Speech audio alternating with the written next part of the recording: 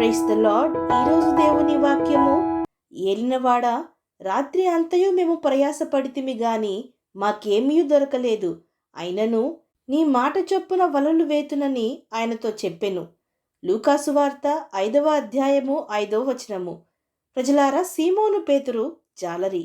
అయితే అతను చేపలు పట్టుటకు రాత్రి అంతయు ప్రయాసపడెను. అతని తోటి జాలరులు కూడా ప్రయాసపడెను. అయితే వారికి ఏమీ దొరకలేదు. ప్రజలారా, ఈనాడు మనలో అనేక మందిమి, ముఖ్యంగా ఈ లోకంలో పొట్టకోటి కొరకు ఎంతో ప్రయాసపడుచున్నాము, కష్టపడుచున్నాము. నిద్రాహారాలు మాని కొందరు ఎంతో ప్రయాసపడుచు ఉన్నారు. అయితే దాని యొక్క ఫలితము అంతంత మాత్రంగానే ఉంటున్నది. కష్టమునకు తగిన ఫలితము రావట్లేదు.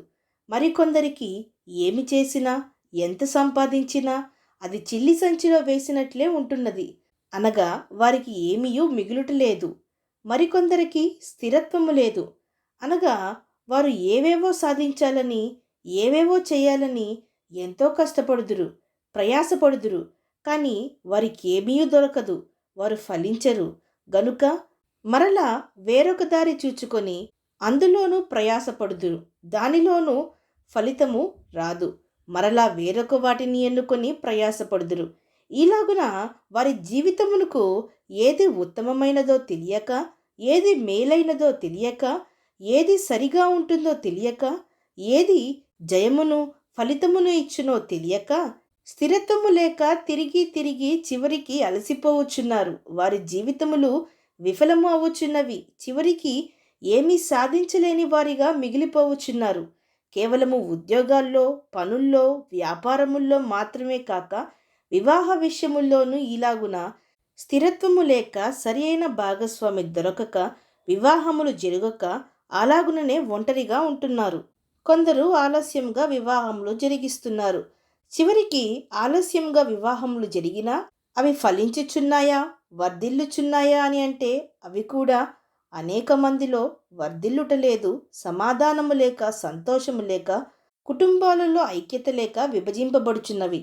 ఇలాంటి అభివృద్ధి లేని, ఫలము లేని జీవితములు మనము కలిగి ఉన్నామంటే కారణము దేవుని చిత్తము మన జీవితము పట్ల, మనము చేయు ప్రతి పని పట్ల మనము ఎరుగకపోవటము, దేవుని మాట ప్రకారము మనము నడవకపోవటం వలన, దేవుని ప్రణాళికలు, తలంపులు మన జీవితంలో నెరవేర్పు కొరకు మనము చోటియ్యకపోవటం వలన.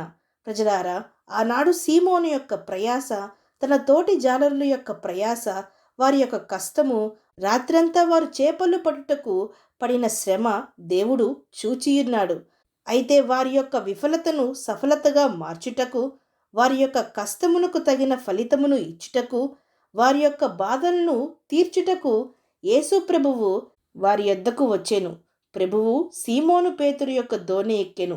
దోణిను లోతుగా నడిపించమని, చేపలు పట్టుటకు వలవేయమని తనతోనూ తన తోటి జాలరులతోనూ చెప్పెను. అయితే సీమోను, ఏలినవాడా, రాత్రి అంతా ప్రయాసపడ్డాము, కానీ మాకు ఏమీ దొరకలేదు. అయితే నీ మాట చొప్పున వలలు వేతునని అతనితో చెప్పెను.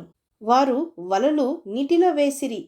వలలు పిగిలిపోవునంతగా, 2 దోణెలు నిండిపోవునంతగా విస్తారమైన చేపలను పట్టిరి. ప్రజలారా, ఇదంతా దేవుని కృపయే కదా, ఆయన సహాయమే కదా, ఆయన దీవెనలే కదా. కాబట్టి మనం ప్రభువు మాట వింటే, ఆయన మార్గములు, ఆయన చిత్తము మనము తెలుసుకొని ఆ ప్రకారంగా జీవిస్తే మన జీవితాల్లో కూడా దేవుడు ఫలమును, అభివృద్ధిని, ఆశీర్వాదమును, ఫలించే జీవితమును, విస్తారమైన దీవెనలను మనకు అనుగ్రహించును. విశ్వసించిన వారు నాతో పాటు ప్రార్థనలో ఏకీభవించండి. ప్రార్థన. పరిశుద్ధుడా, ప్రేమగల తండ్రి, ఈరోజు మీరిచ్చిన ఈ వాక్యమును బట్టి మీకు స్తోత్రములు దేవా. మా సొంత ఆలోచనల వలన, సొంత నిర్ణయముల వలన మేము మా జీవితంలో ప్రయాసపడుతూ ఎంతో నష్టపోవచ్చున్నాము. సమాధానము లేక విసిగిపోవచ్చున్నాము. అభివృద్ధి లేక విఫలులవుచున్నాము. తండ్రి, మీ మాట విని మేము మీరు చెప్పినట్టు చేస్తే మా జీవితాలు కూడా బహుగా ఫలించును, జయమును పొందుకును, అభివృద్ధి పొందుకును అని ఎరిగి మీ చిత్తానుసారంగా మా జీవితంలో అడుగులు వేయుటకు, నిర్ణయములు తీసుకున్నటకు మాకు సహాయం దయచేయమని వేడుకుంటూ, మీ సమయంలో మీరు సమస్తమును మా జీవితాల్లో చక్కపరుస్తారని విశ్వసించుటకు మా ప్రతి ఒక్కరికి నీ సహాయము దయచేయమని ప్రార్థిస్తూ సమస్త మహిమాగంతులు మీకే చెల్లిస్తూ ప్రభువైన యేసుక్రీస్తు నామం పేరట అడిగి వేడుకొంచున్నాం ప్రియ పరలోకపు తండ్రి. ఆమేన్.